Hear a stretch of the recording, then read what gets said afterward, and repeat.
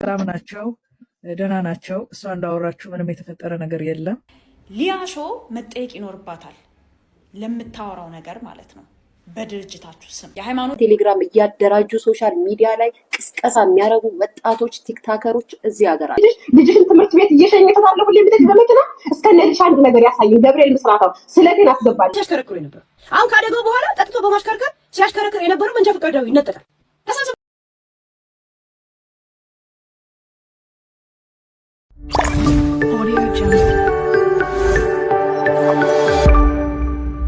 ሰላም እንዴት ናችሁ? የተወደዳችሁና የተከበራችሁ የቻናሌ ተከታታዮች እንግዲህ በዝነኞቹ ላይ የደረሰው የመኪና አደጋ የሚታወቅ ነውና አሁን ምን ሁኔታ ላይ ነው ያሉት እንዴት ናቸው የሚለውን ነገር ካገኘኋቸው መረጃዎች ተነስቼ አሳያችኋለሁ ማለት ነው። የምወዳችሁ ቤተሰቦች በሌላ ጉዳይ እንግዲህ የሊያሾው ነገር በጣም ትልቅ ውዝግብን አስነስቷል። እሷም እከሳለሁ ያለችበትን መረጃዎች እያሰባሰበች ትገኛለች። እሷም የምትከሰስበትን እነ ጆርዲን ጨምሮ አዳዲስ የሆኑ ፋይሎችን እያዘጋጁ ይገኛሉ ማለት ነው። እሷን ተጠያቂ ሊያደርጋት የሚችሉትን ነገሮች እያሰባሰቡ ይገኛሉ። እንግዲህ ውዝግቡ ቀጥሏል። ምንድነው እየተፈጠረ ያለው የሚሉትን ነገሮች አብረን እናያለን። ወዳችሁ ቤተሰቦች እንደተለመደው ሐሳብ አስተያየቶቻችንን እንለዋወጥበታለን።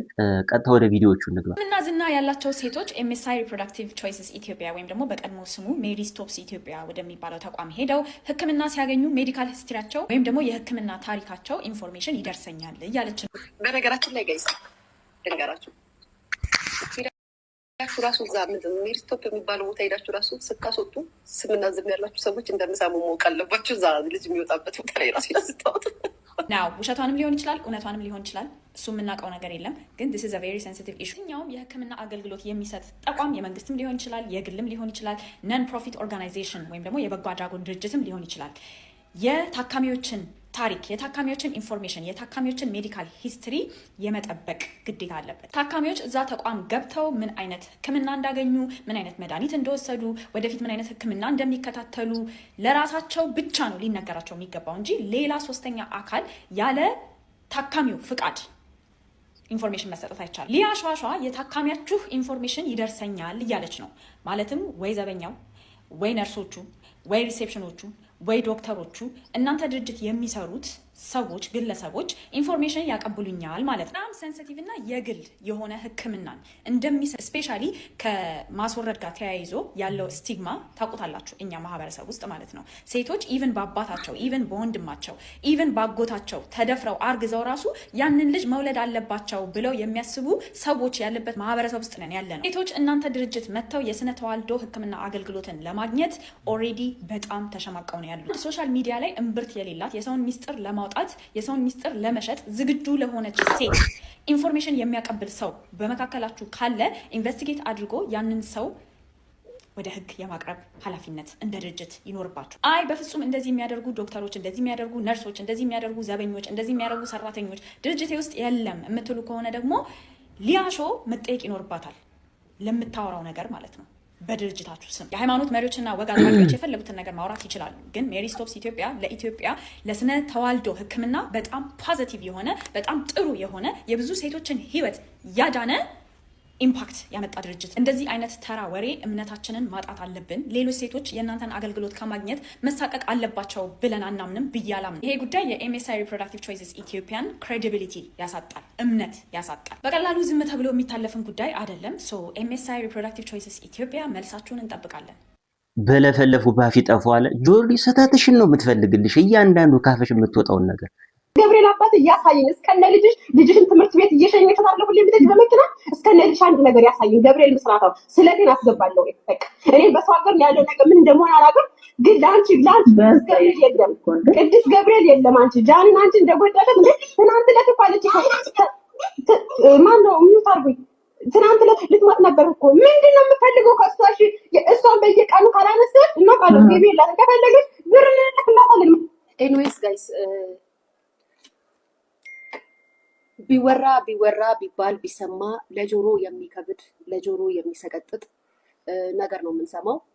እውነት እናንተ የጃኒ ደጋፊዎች ወይም የጃኒ ተንከባካቢዎች እህቶቿ በዚህ ደረጃ እኔ ጃኒ ተናግሬያት ወይም ደግሞ መጥፎ ነገር አውርቼ ከሆነ ፍርድ ከላይ ነው፣ ከሰው አይደለም። ባይዘው እኔ ከሰው ፍርድ አልጠብቅም፣ ከእግዚአብሔር ነው ፍርድ የምጠብቀውና እናንተ ለተናገራችሁት ላላችሁት ንግግር እግዚአብሔር ልቦና ይስጣችሁ። ያውም የሰው ቤት ኩሽና ውስጡ ናችሁ። በዚህ ደረጃ ብስራት አብሳሪው ገብርኤል አባቴ ገብርኤል ከኔም ከእናንተም ለልጄ ይቀርባል ማለት እችላለሁ። ገና አፍ ያልፈታችን ልጅ በዚህ ደረጃ እያላችሁ ስትረግሟትና ስትሏት ጃኒ ራሱ የሊያሾ ቤት የት ነው ብላ ጠይቃ ደርሶ ነበረ። ከዚህ በፊት ነግሬያቸዋለሁ። ምንም እንደማታመጣና ምንም እንደማትል ስለማቅ ምንም ነገር እኔ ላይ ምንም ማድረግ እንደማትችል ስለማቅ በጥቼ ቤቴንም ትጠይቃላችሁ አይደል አልኩ። ምክንያቱም ጠይቃ ነበረ የሊያሾ ቤት፣ ምክንያቱም ከዛ ብር ይላካል። አይ ነው ከማንም በላይ የሀገር ህግ ቁሞ ይጠብቀኛል። እኔ በዛ ስለምተማመን ብዙ የሸፈንኩላችሁና ብዙ የደበቅኩላችሁ ነገር አለ። እኔ ላይ ጥቃት ለማጥቃት እኔ ላይ ገንዘብ የሆነ ነገር አትችሉም። የነገርኳችሁ ነው። ብዙ ነገር አፈኝላችሁ የተቀመጥኩትን ነገር በእናንተ አስመሳይነት እረፉ። በዚህ ደረጃ ስለኔ መጥፎ ነገር የምትሰሩ ከሆነ አጠገቤ አፍንጫዬ ላይ ያለው ሰው ነው የምጠይቀው። ይሄም ማወቅ አለባችሁ።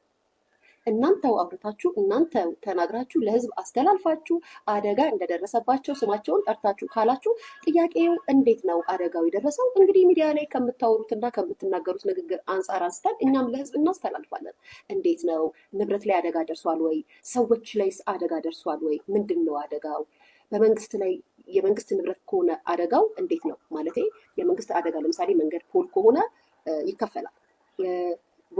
ወገን ላይ ሰው ላይ አደጋ ደርሷል። ይህንንም ነገር በደንብ ሊብራራልንና የመንግስት አካል ወይም ደግሞ የትራፊክ አካል ይህን ነገር አጣርቶ ለህዝብ ሊያሳውቀን ይገባል። ምክንያቱም እንደሰማነው ከሆነ የእሷ ወዳጆች ከወደ አሜሪካ ተቀምጠው የሚያደራጁት ሰዎች ፖልና ወይም ደግሞ የመንገድ መብራት ገጭተው አደጋ እንደደረሰባቸው በሶሻል ሚዲያ ሲያወሩ ነበረ።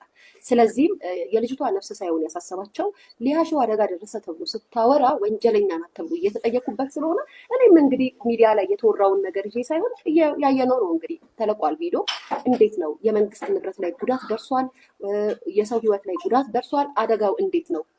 ይህንን ነገር ግልጽ ብታደርጉልኝ የህግ አካላቶች ወይም ደግሞ የህግ ክፍሎች ደስ ይለኛል። አመሰግናለሁ። ልጅሽ ላይ ላላችሁት እግዚአብሔር ነው ልጅን የሚጠብቀው፣ እኔ አይደለሁም። እኔ ከእናንተ አፍ ጠብቃት አልችልም። ከአጠገቤ ግን እስካለች ድረስ ጠብቃታለሁ። እኔን አልፈ ነው ልጄ ነው የምትነካ ሁሌ ነው የምላችሁ። በተቀረ እንደ በፊቱ ስሜታዊ ሁኜ ግን ልነግራችሁና ልሰድባችሁ አልችልም። ቀን በቀን እየበሰልኩ ነው ያለሁት። በዚህ አጋጣሚ እኔ አሁን አንዳንድ የሚያሳስበኝ ነገር አለ። በዚህ ደረጃ አደጋ ደረሰ ብዬ ሚዲያ ላይ ወጥቼ ስናገር በዚህ ደረጃ ሳይበር ቡሊ እየተደረግኩኝ እየተሰደብኩኝ እየተዘለፍኩኝ ልጄን ምናምን ብዙ ነገር አታክ እየተደረግኩኝ ከዛም ደግሞ ተከሳሹ አመኔ ነኝ። በጣም የሚገርማችሁ ነገር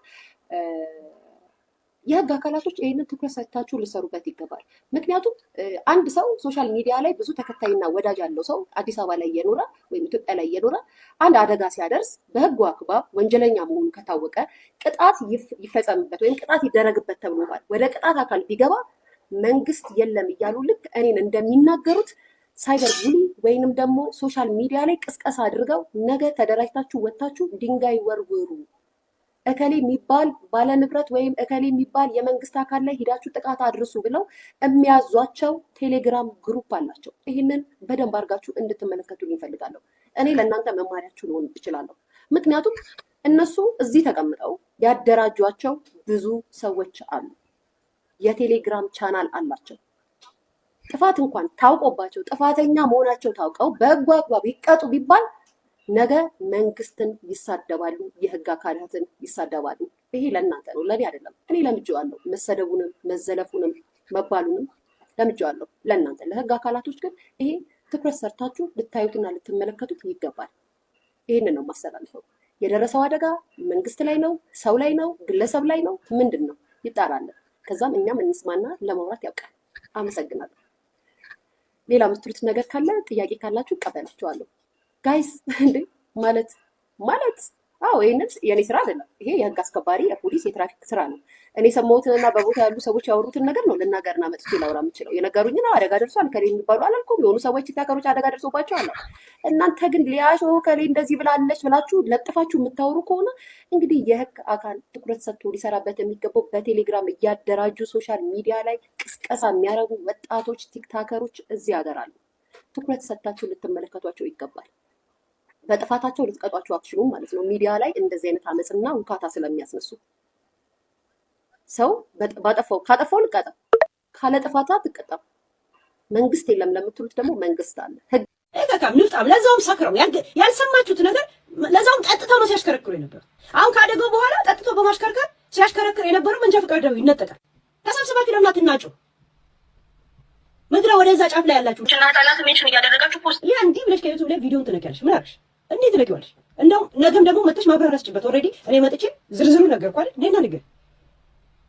መንግስት አትናገሩ የሚል መግለጫ ወጥቷል። እኔ ማን ስለሆኑ ነው ለአንድ ተራ አለሌ ቆሌታም ደግሞ ይሄን ያለት እኛንን ያለ ስንት ምሁር እንኳን በመኪና አደጋ ሞተው ሲዘገብ ነበር።